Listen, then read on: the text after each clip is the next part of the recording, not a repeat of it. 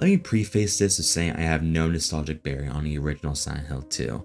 In fact, if you were to check my channel, my impressions video of the PS2 horror classic was uploaded in early October, merely a week after my initial playthrough. I wanted to play the original first, getting all the proper details of said original game before diving into a newer version, ensuring I may draw fair comparisons between the two. In this case, I originally did not intend on giving Bloober Team's reimagining of Silent Hill 2 a chance.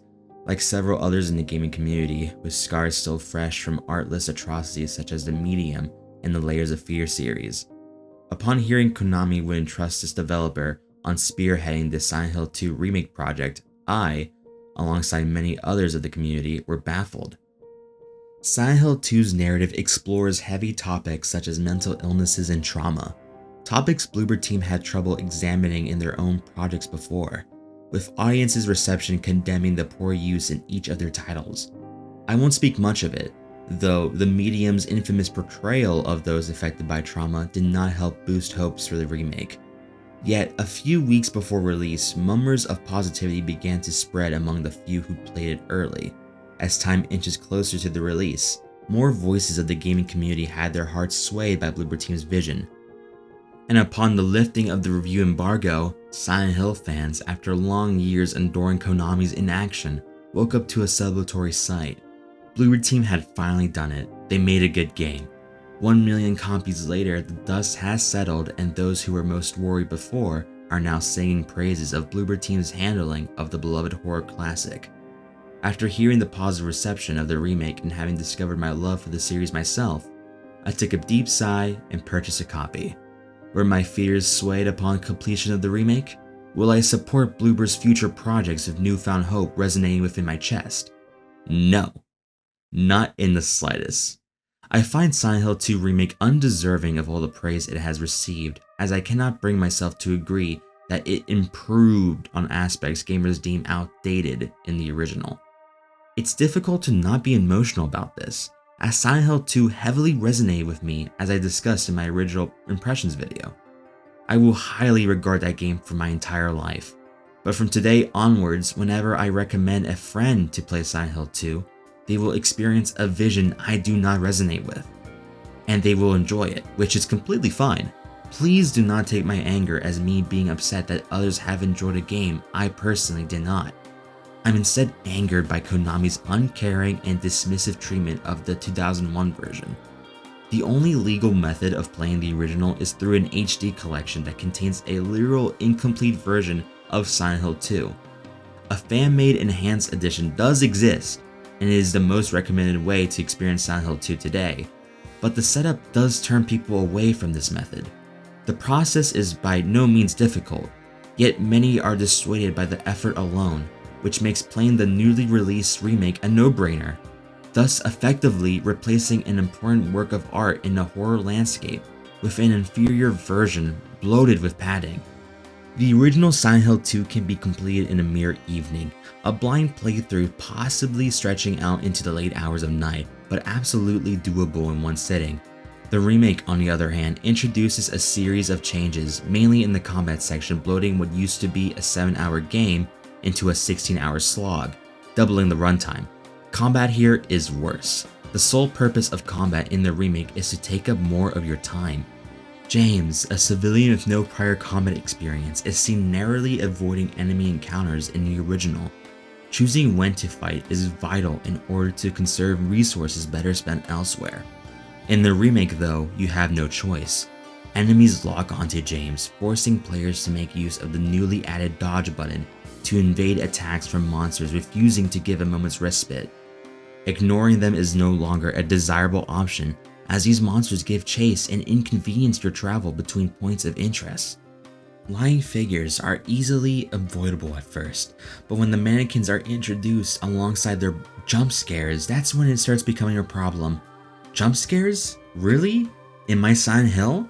I won't claim there were never any jump scares in Silent Hill. The first entry had them, and I surmise entries beyond Silent Hill 2, which I haven't gotten around to yet, will incorporate them as well. Though Silent Hill 2 specifically has no lick of jumpy frights that catch the player off guard.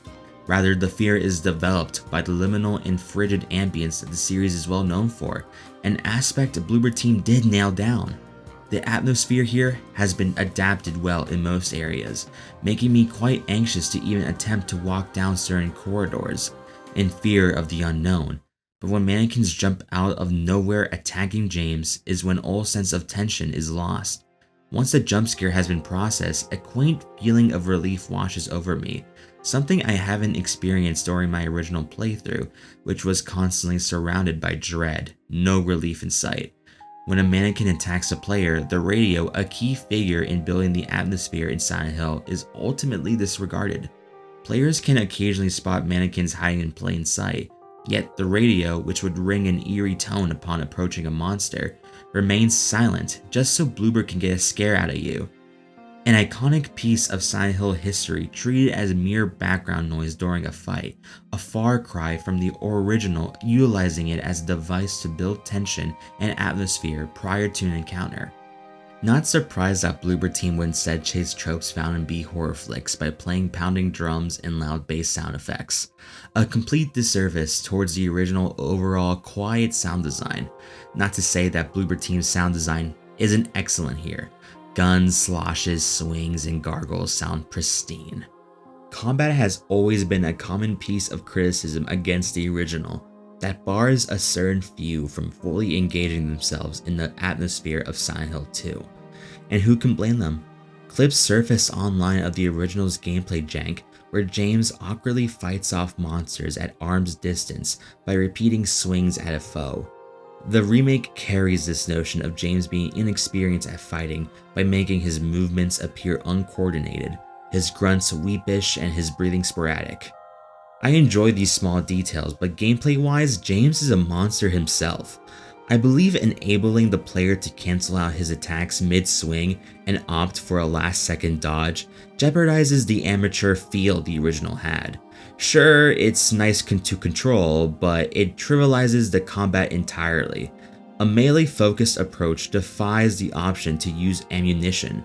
Now, I won't argue and say the original was difficult by any means, but through this simple change of giving enemies more coordinated movements like revenge counters and granting James the ability to execute the Last of Us 2 finishers, bloats each encounter to an extent, especially when enemies are harder to ignore this time around.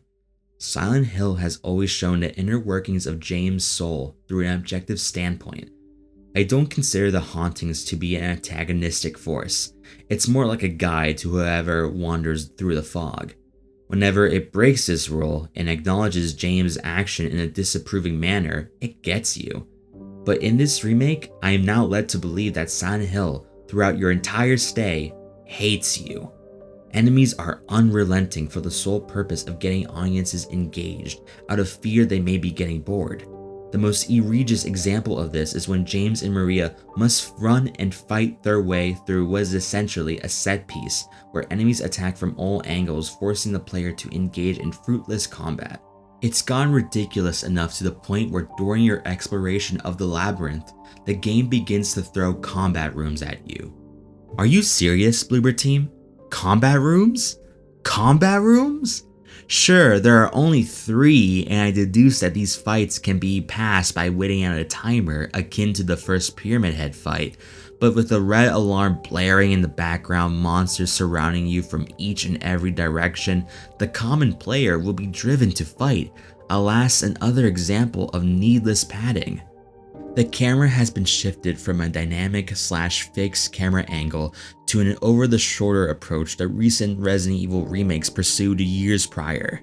Not that there's anything wrong with this new approach to the camera, but it sure does lack that isolated and disorienting feeling the original had. For example, the introduction forest segment has been severely downgraded to the change in camera. When entering the forest for the first time, the camera is facing James at first, but when the player reorients the camera behind James facing the foggy woods, it attributes this daisy feeling alongside those fears of being stalked by something hiding behind the thickness of the fog. These feelings are completely absent in the remake, instead seeming like James is taking a nice hike through the woods. The isolated atmosphere doesn't quite kick in until arriving at the town where the fog sets in. Thankfully, the narrative is identical and without much change. Another worry for the remake is that given Bloober Team's track record, they will fall short in terms of plot. Many feared they would attempt to give a new spin on the narrative, most likely resulting in failure as Bloober Team cannot seem to understand how to make effective horror narratives out of sensitive topics which they had demonstrated before. In truth, I was hoping they would. I wanted to see what kind of fire they would set off by making their own nuanced approach to Silent Hill 2. None of that is to be seen in the final product, unfortunately. Instead, they really try to make Silent Hill 2 better. To me, that's rubbish and uninventive. Square Enix knew they couldn't make a better Final Fantasy VII. That's why they took such a certain direction in their own remake. Not everybody liked the changes, but I ultimately respected for creating a new piece of art, rather than imitating one that's fine as is. Bloober Team added some new details here and there, but nothing extraordinary such as a self-sequel type plot where it's revealed that James is stuck in an eternal time loop, with his only means of escape is through the leave ending. Well, they do allude to it through strange instances of observing old puzzles and scenery identical to what's found in the original Silent Hill 2, leading me to believe that we are in fact witnessing another time loop shenanigan.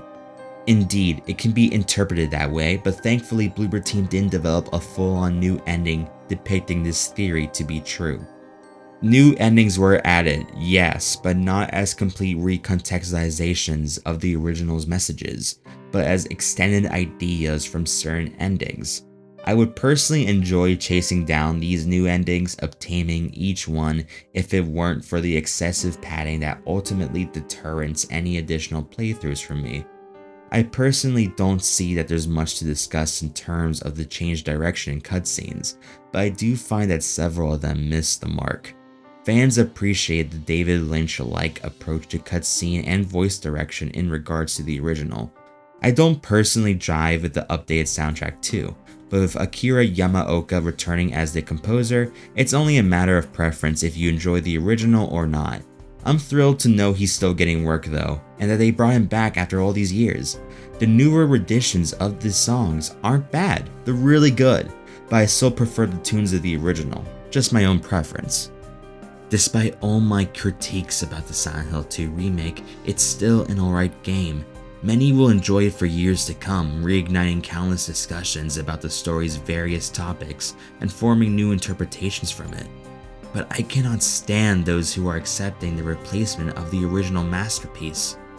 I didn't want a remake to begin with. Did anyone? Maybe those uncultured enough to think that the gameplay in the original was faulty and needed to be fixed to modern standards. I wholeheartedly disagree that the original's combat is dated in any way. It can be jarring, sure, but I found the combat to be jarring in the remake as well. The fixed camera angles are a tremendous loss to me, but no, I'm in the wrong here. The director of the original Silent Hill 2 has stated that he enjoys the new over-the-shoulder camera, therefore the original was bad all along. The combat now lets you dodge and cancel your attacks, giving new life into encounters, therefore the original was bad all along. The acting now feels more genuine as the voice actors adds cadence into lines making it feel more realistic, therefore the original was bad all along.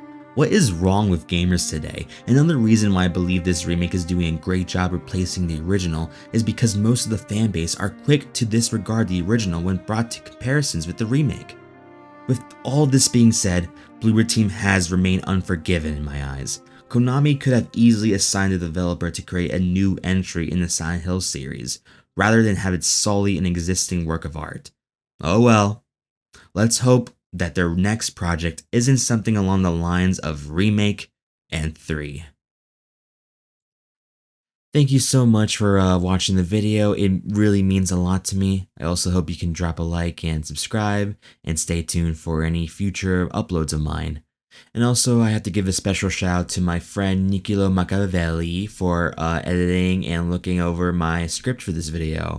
I'm not sure what my next video will be. It'll probably be another impressions video and not a full-blown review, since I want to consider reviews to be, lengthy videos with heavy edits made. since the impressions videos are only, a way for me to get accustomed to editing and scripting. The first review I want to do is for Persona 3 Reload, which who knows when that will come out. But for the meantime, I hope you guys can enjoy my streams and my impressions videos. And yeah, I'll see you guys later.